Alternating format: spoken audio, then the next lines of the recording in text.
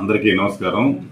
ఈరోజు నెల్లూరు పట్టణంలోని Dargamitta police station పరిధిలో అన్నమయ్య సర్కిల్ సమీపంలో ఈరోజు ఉదయం ట్రాఫిక్లో కొంతమంది కుర్రవాళ్లు ట్రాఫిక్లో బండి తగిలి జరిగిన చిన్న ఘర్షణలో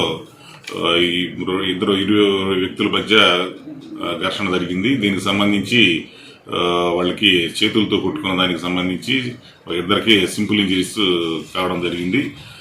దీని మీద ఇరు వర్గాల మీద దగ్గర రిపోర్ట్ తీసుకుని కేసు నమోదు చేసి దర్యాప్తు చేస్తున్నాము.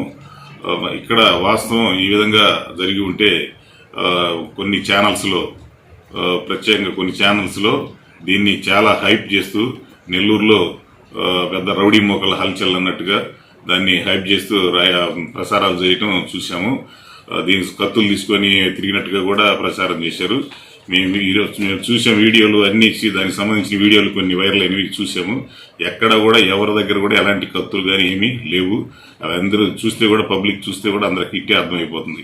కానీ బాధ్యతాయుతంగా ఉండాల్సినటువంటి మీడియా ఛానల్స్ కొన్ని దాన్ని చాలా హైప్ చేస్తూ సమాజంలో ఒక భయభ్రాంతులు సృష్టించే విధంగా బాధ్యతారాహిత్యంగా ఆ విధంగా వైరల్ చేయడం అనేది కరెక్ట్ కాదు. ఇందుకు సంబంధించి ఏ ఛానల్స్లో అయితే ఆ విధంగా అవాస్తవాల్ని ప్రసారం చేశారో వాళ్ళకి ఖచ్చితంగా దీని మీద నోటీసులు ఇచ్చి చట్ట ప్రకారంగా చర్యలు తీసుకోవడం జరుగుతుంది. Thank you.